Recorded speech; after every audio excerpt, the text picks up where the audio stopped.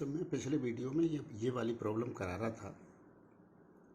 अब इसमें ऐसा है कि ये पूछा गया है कि इसको कि ये कहाँ पर बैलेंस होगा। तो ये वोल्टेज E/2 है, तो यहाँ से E/2 जहाँ पर वोल्टेज हो जाएगी वहाँ पर बैलेंस होगा। अब वो कैसे निकाला जाए कि E/2 कहाँ पर होगी। E में आप 16R से डिवाइड कर दो, 15R प्लस R 16R, तो करंट आ जाएगा इस वायर में जो फ्लो हो रहा है। तो करंट हो जाएगा E/16R। फिर उस करंट में रेजिस्टेंस पर यूनिट लेंथ का मल्टीप्लाई कर दो, तो वायर जो है 15R रेजिस्टेंस का है और उसकी लंबाई 600 सेंटीमीटर है। तो E/16R मल्टीप्लाइड बाई 15R/600, ये हो गया पोटेंशियल पर यूनिट लेंथ। क्यों हुआ? Current into resistance per unit length. Resistance per unit length कितना है? 15R में 100 का भाग दे दिया, क्योंकि 100 सेंटीमीटर का रेजिस्टेंस 15R है, तो 1 सेंटीमीटर का 15R/100 है। तो current into resistance per unit length करा आपने, तो करंट इंटू रेजिस्टेंस होता है पोटेंशियल डिफरेंस, और रेजिस्टेंस पर यूनिट लेंथ कर दिया तो potential difference per unit length आ गया। और potential difference per unit length जो होता है उसी का नाम पोटेंशियल ग्रेडियंट है, मतलब यूनिट लंबाई में कितना पोटेंशियल है। तो हमें ये पता लग गया E/16R, फिर 15R/600, तो R से R कट गया, तो 15E/16 × 600। ठीक है, this is the potential gradient. तो इसका नाम रख लेते हैं अपन X। तो ये अपने को नोन है। ठीक है, अब आया कि E/2 कहाँ बैलेंस हो, तो X × L, X is known, तो X × L बराबर E/2 कर दो। अब E कैंसिल हो जाएगा और L का मान आ जाएगा और X का मान नोन है। तो बोलो ये कैसे करा? अरे भैया, तुम्हें E/2 बैलेंस करना है और यूनिट लंबाई का पोटेंशियल पता है ना, X। तो E/2 बराबर X × X पता है, तो वो कितनी लंबाई पे बैलेंस होगा? E/2 बराबर X × लेंथ, तो लेंथ आ गई। तो X क्या है? पोटेंशियल पर यूनिट लेंथ, जो कितने के बराबर है? 15E/16 × 600 गुणा L बराबर जो हो जाएगा E/2। ये आ जाएगा। तो बस यही पूछा था। फिर इसने कहा कि अब हमें ये बताइए कि अगर, हाँ ये तो यही था, if the wire to get zero deflection in the galvanometer. अच्छा, if the jockey touches the wire at a distance of 560 centimeter from A, what will be the current in the galvanometer? अब किसी ने कहा कि ये current कैसे निकालें। यहाँ से 560 सेंटीमीटर पे 560 सेंटीमीटर पर कनेक्ट कर दिया गया, और 560 जो है वो बैलेंस लेंथ नहीं है फॉर E/2, तो कहीं और कनेक्ट कर दिया गया। अब क्या होगा? अब ये एक सर्किट का सवाल बन गया। तो आप बोलो कैसा सर्किट का सवाल? जो 500 सेंटीमीटर का रेजिस्टेंस यहाँ लिख दूंगा 560 का, तो बोला 560 सेंटीमीटर का कैसे लिखोगे? 600 सेंटीमीटर का 15R है ना, तो 560 सेंटीमीटर का क्या होगा? वो हो जाएगा रेजिस्टेंस, और बाद बाकी ये हो जाएगा। तो फिर ये किरचॉफ लॉ का सवाल बन जाएगा। यहाँ से I1 करंट मान लेंगे और यहाँ से I2 करंट मान लेंगे, और इधर भेज देंगे I1 + I2, और यहाँ, और फिर ये वही, मतलब ये I1 और ये I2, तो I1 + I2, और यहाँ के बाद इधर I1 चला जाएगा, और ये इधर I2 चला जाएगा, और किरचॉफ लॉ लगा देंगे और सवाल सॉल्व कर लेंगे। लेकिन पहले वो लिखना पड़ेगा कि 560 सेंटीमीटर पर कितना रेजिस्टेंस है। तो कितना रेजिस्टेंस है? 15R/600 × 560, और इधर कितना होगा? अब 600 में से 560 घटा दो, यहाँ भी तो लिखना पड़ेगा कितने R है। तो 600 में से 560 घटाए 40, तो 40 सेंटीमीटर में कितना रेजिस्टेंस होगा? 15R/600 × 40। तो ये सर्किट की प्रॉब्लम बन जाएगी। तो आपको मैं डायग्राम करके दिखा देता हूँ कि ये किस तरह से बने। ये इस तरह से बनेगी कि ये जो है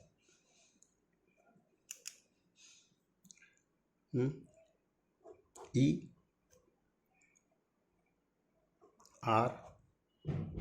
इधर ये 15R/600 × 560 इतना R, और ये यहाँ पर 40/600 600 कितना 15R अपॉन 600 इंटू 40, ये रेजिस्टेंस हो गया।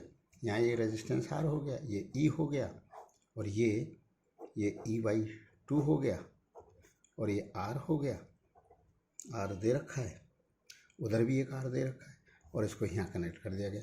अब ये एक सर्किट की प्रॉब्लम है। E है, R है, ये रेजिस्टेंस कितना है 15R अपॉन 600 इंटू 560। ये रेजिस्टेंस कितना है 15R अपॉन 600 इंटू 40। ये रेजिस्टेंस R है, ये वोल्टेज E/2 है। अब क्या काम करेंगे कि यहाँ I1 करंट मान लिया, यहाँ I2 मान लिया, और यहाँ पर I1 प्लस I2 भेज दिया। अब यहाँ ये किरचॉफ लॉ लगाएंगे, यहाँ से चलेंगे और यहीं लौट के यूँ आ जाएंगे।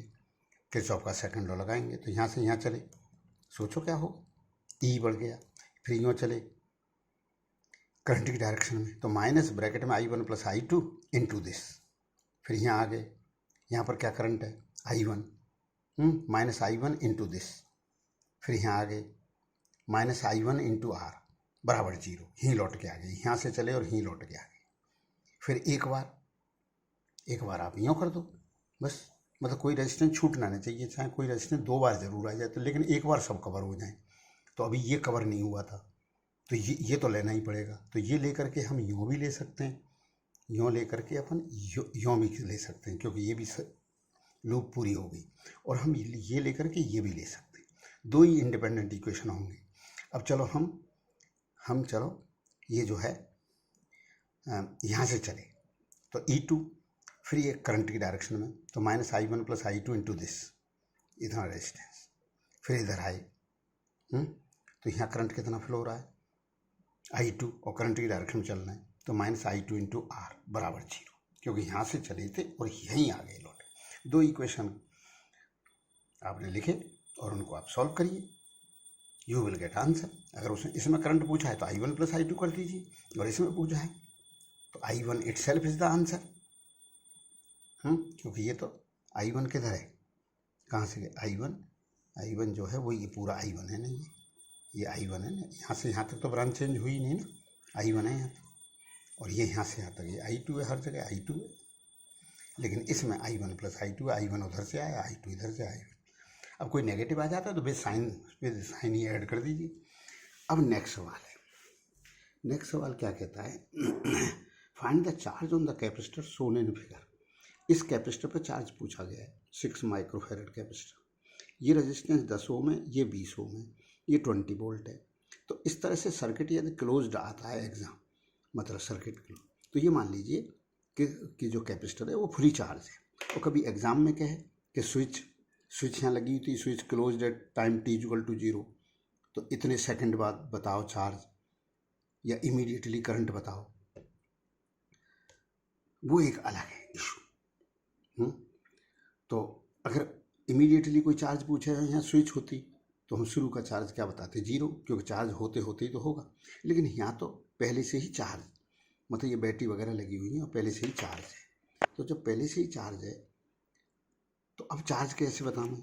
तो जब ये फुली चार्ज है तो ये इधर करंट नहीं जा रहा, तो करंट यूँ ही जा रहा है। तो जब करंट यूँ ही जा रहा है तो ये तो एक ही लूप है, बस हर जगह करंट वही आई है, क्योंकि ये जो करंट हुआ ये डिवाइड हुआ ही नहीं, क्योंकि कैपेसिटर तो फुली चार्ज है।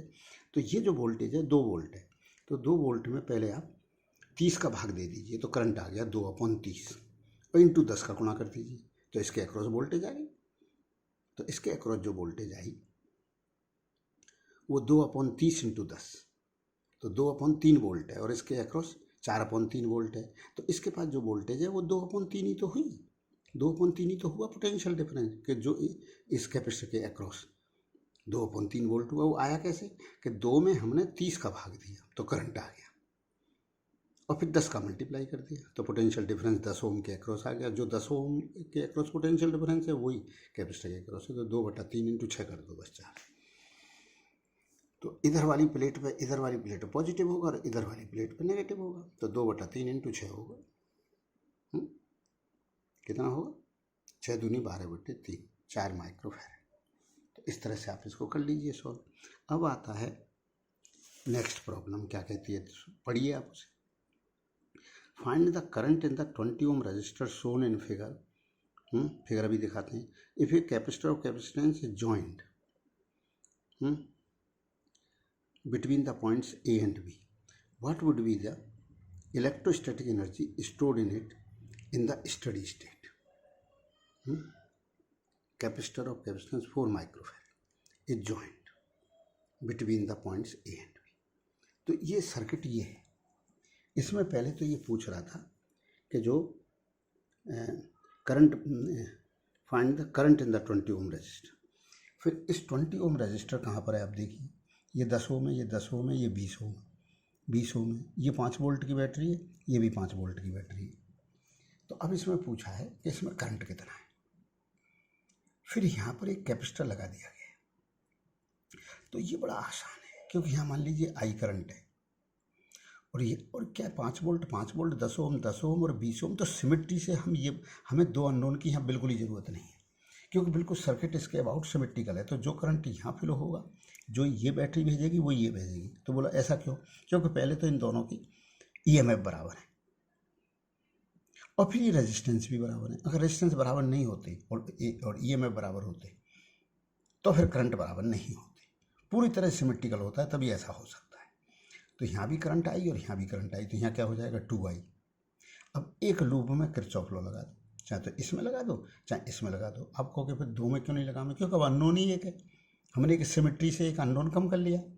तो हम यूँ लगा दें या यूँ लगा दें। तो लगाओ 5 माइनस 10i, क्यों करंट की डायरेक्शन में जा रहे हैं तो पोटेंशियल कम होगा, ड्रॉप होगी, पोटेंशियल ड्रॉप। यहाँ भी ड्रॉप होगी क्यों करंट यूँ बह रहा है 2i। तो माइनस 10i और यहाँ माइनस 2i इंटू 40, मतलब minus 2i into 20 minus 40i और वो माइनस 10i और ये 5। तो 5 माइनस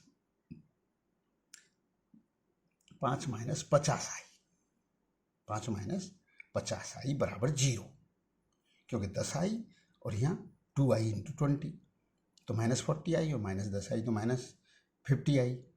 तो 5 माइनस 50i बराबर 0 या 5 बराबर 50i। तो i बराबर हो गया 5/50, मतलब 1/10 एम्पियर। तो 1/10 एम्पियर, तो यहाँ 1/5 एम्पियर है, क्यों डबल है 2i है 2i है। तो 1/5 एम्पियर गुणा 20 ओम, ये पोटेंशियल डिफरेंस हो गया ए और बी के बीच में। ठीक है, हो गया। तो क्या 1/5, क्यों आई आर होता है पोटेंशियल डिफरेंस, आई आर। तो आई कितना है 1/5 इंटू 20, तो 4 वोल्ट हो गया। अब यहाँ पर 4 वोल्ट है और यहाँ एक कैपेसिटर लगा दिया। जब कैपेसिटर फुली चार्ज हो गया तो कैपेसिटर के अंदर तो करंट फ्लो होना बंद हो जाएगा, तो फिर उसके अक्रॉस वोल्टेज वही 4 होगी जो इसके अक्रॉस है, क्योंकि फिर उधर तो करंट जाएगा ही नहीं, तो सर्किट यही रह जाएगा। बस ये है कि जब वो चार्ज हो रहा होगा तब वो केस अलग होगा, लेकिन जब फुली चार्ज हो गया तो वोल्टेज वही 4 है। अब कैपेसिटर कितनी कैपेसिटी का है वो मल्टीप्लाई कर दो तो क्यू आ जाएगा, क्योंकि क्यू बराबर सी भी होता है। अब देख लो कैपेसिटर कितनी कैपेसिटी का था, 4 माइक्रोफेरेड का।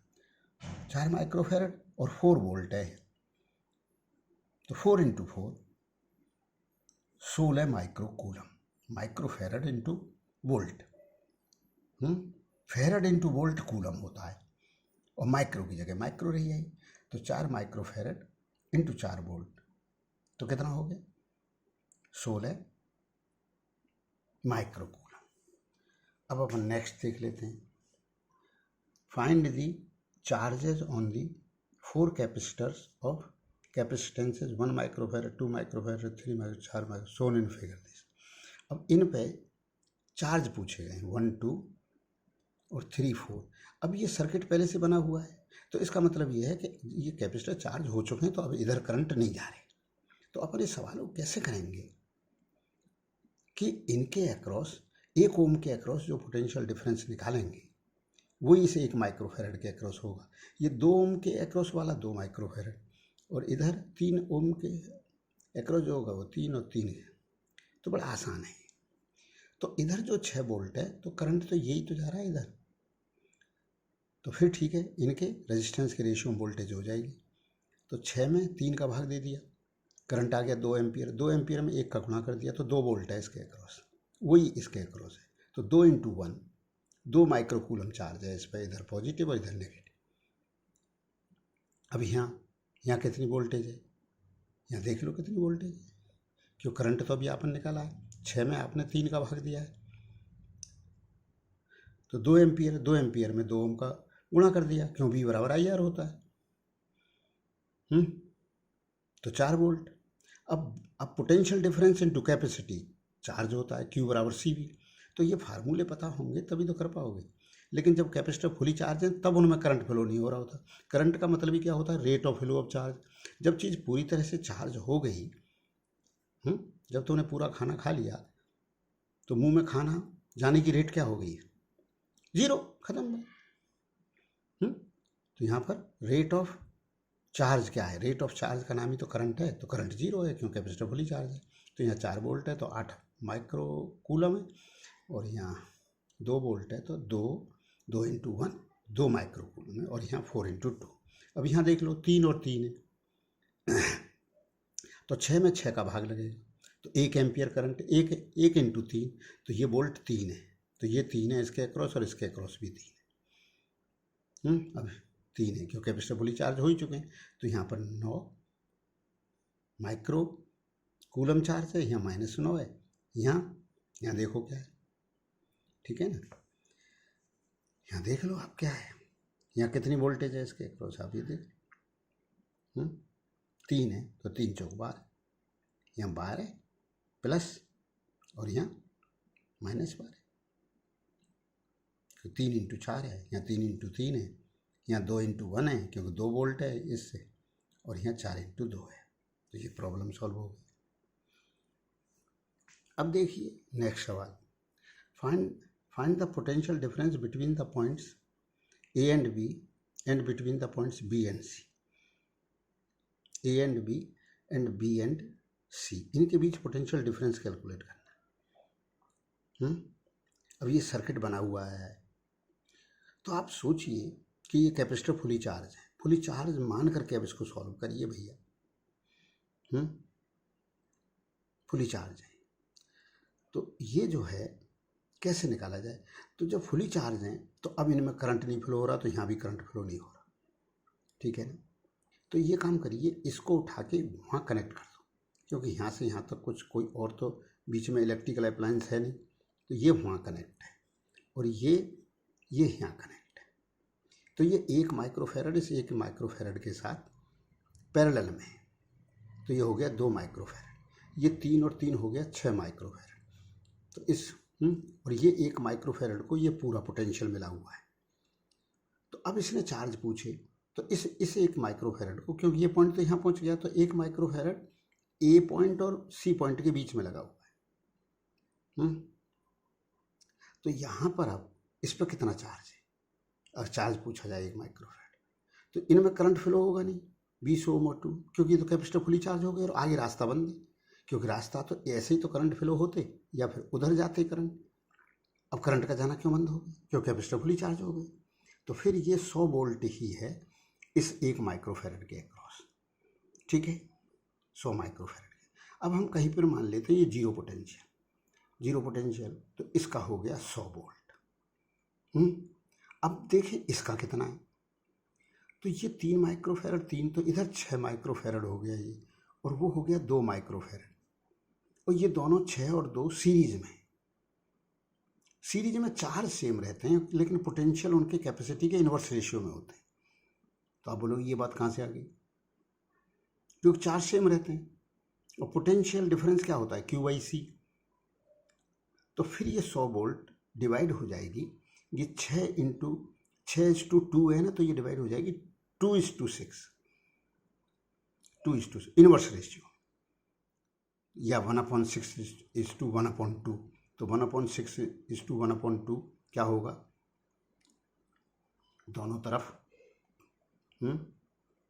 किसका मल्टीप्लाई कर दो, किसका, तो ये 6:2 है, तो 2:6 है, तो 2:6 का मतलब 1:3 है, तो 1:3 के रेशियो में वोल्टेज डिवाइड है, तो 100 वोल्ट है, तो इसके अक्रॉस जो है